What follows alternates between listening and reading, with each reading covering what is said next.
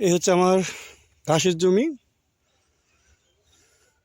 শুধু বৃষ্টি বা পানি সেচের অভাবে ঘাসের জমিগুলো একটু পিছিয়ে চলে গেছে। গত পরশু দিনে আমি পানি সেচ দিই, তাতে একটু করে দেখা যাচ্ছে গাছগুলো গজানো শুরু করছে।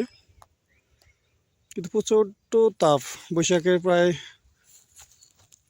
মাঝ সপ্তাহ চলছে, মাঝামাঝি হচ্ছে, তারপরেও কোনো বৃষ্টি নাই, যার জন্য ঘাসের জমিগুলোতে অনেকটা ব্যাঘাত সৃষ্টি হচ্ছে।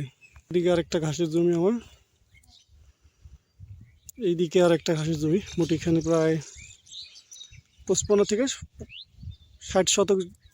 60% জমিতে আর কি ঘাস আছে, কিন্তু বৃষ্টির অভাবে ঘাসের ফলন ভালো হচ্ছে না। পানি সেচ দেওয়া হয়েছে, কিন্তু তারপরেও অতিরিক্ত খরার কারণেও পানি যে বেশি দিন রস ধরে রাখা যাচ্ছে না, যার কারণে ঘাসের ফলনটা তেমন একটা হচ্ছে না। অথচ গত কয়েক বছর আগে এই সময় প্রচুর ঘাস কেটে শেষ করা যাইতো না।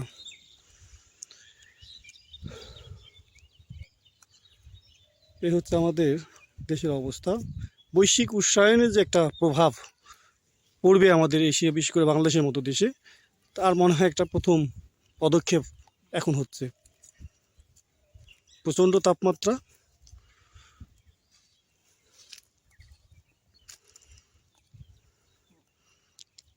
তাপমাত্রায় মনে হচ্ছে আমি মরুভূমি কোনো দেশে আছি।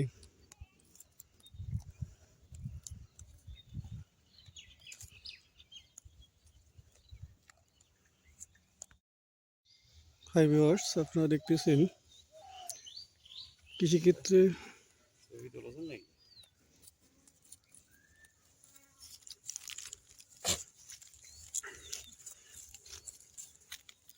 একদম জমিতে কোনো রস নেই, মনে হচ্ছে দেখে মরুভূমির মতো।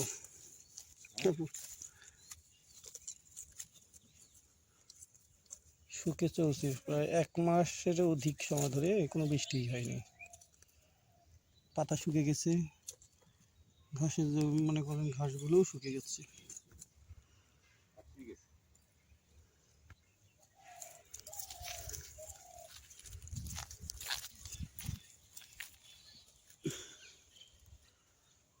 মনে হচ্ছে কি ধুধু মরুভূমি।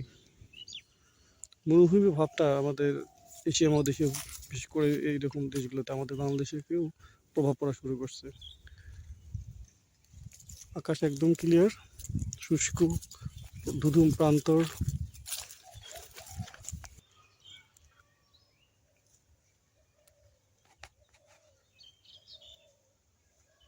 সূর্য মাথার উপর প্রচণ্ড তাপ দিচ্ছে, একদম মাঠ ঘাট ফেলে শুকে চৌচির হয়ে গেছে। আমাদের প্রাকৃতিক যে একটা প্রভাব, গ্লোবালাইজেশনের যে একটা ভাব, সেটা অলরেডি আমাদের দেশে শুরু হয়ে গেছে। বৈশ্বিক উষ্ণায়নের প্রভাব আমাদের দেশে পুরো পড়া শুরু করেছে। আপনারা দেখতেছেন এগুলো হচ্ছে ফসলি ক্ষেত। ওই যে দূরে একটা সেচ প্রকল্পর, কিন্তু বর্তমানে কারেন্টের যে অবস্থা, তাতে তো সেচ প্রকল্পে কোনো সুবিধাই হচ্ছে না। ধানের জমি শুকে একদম চৌচির হয়ে গেছে, একদম শুকে গেছে, কোনো পানি নেই। না থাকার কারণে ধানের পরিপুষ্টটাও হচ্ছে না। এবার ফসলের প্রভাব মনে হয় পড়তে পারে, যদি আগামী 1 সপ্তাহের মধ্যে বৃষ্টি না হয়, তাই এই ধানগুলো অর্ধেক পাতান বা চিটা হয়ে যাবে, অর্ধেক ধান পাওয়া যাবে। পানি সেচ দেওয়ার কোনো বুদ্ধি এখন যদিও থাকে, অর্থাৎ বিদ্যুতের সংযোগ নিরবিচ্ছিন্নতা না হওয়ার কারণেই সাধারণত এই জমিগুলোতে পানি দেওয়া যাচ্ছে না। ওইদিকে গভীর নলকূপগুলো আছেই, কিন্তু কোনো উপায় নেই পর্যাপ্ত পরিমাণ বিদ্যুৎ সরবরাহ না থাকায়। আকাশেও বৃষ্টি নেই। আজকে বৈশাখ মাসের প্রায় মাঝামাঝি আসি গেছে। আমাদের এখানে ধান কাটার প্রায় মধ্যভাগটা শুরু হয় ঠিক বৈশাখের শেষ থেকে ওইদিকে জ্যৈষ্ঠ পুরোটারই। আর এই সময় ধান যেহেতু বের হয়ে আসছে, এখানে প্রচুর পানির দরকার হয় ধানের পরিপুষ্টতা অর্জন করার জন্য। কিন্তু অবাক কাণ্ড, এই সময় কোনো বৃষ্টি নেই। ফাঁকা মরুভূমি। আমি অত্যন্ত কষ্ট করেই অর্থাৎ রোদ্রে বসেই প্রায় 40 ডিগ্রি তাপমাত্রার মতো মনে হচ্ছে আর কি, বসেই ভিডিও করতেছে। ভিউয়ার্স, আমার এই কষ্ট যদি আপনাদের একটু ভালো লাগে, লাইক শেয়ার কমেন্ট করে আমার সঙ্গে থাকবেন এবং বেল বাটনটি আস্তে করে চেপে দিবেন, যাতে পরবর্তী ভিডিও আপলোড করার সঙ্গে সঙ্গে আপনারা পেয়ে যান। আজ এই পর্যন্তই, সবাইকে ধন্যবাদ।